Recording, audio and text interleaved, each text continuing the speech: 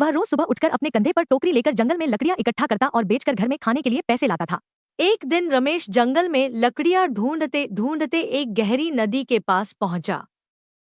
तभी उसकी नजर नदी के किनारे एक सुंदर चमकती हुई तलवार पर पड़ी।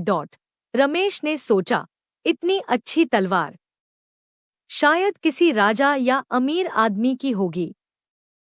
अगर मैं इसे रख लूं तो मेरे परिवार की सारी मुश्किलें हल हो सकती हैं।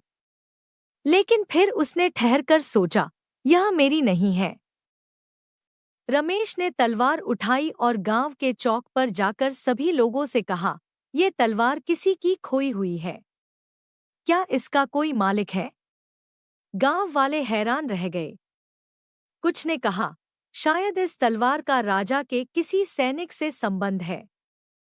फिर रमेश सभी के साथ मिलकर तलवार राजा के महल तक ले गया।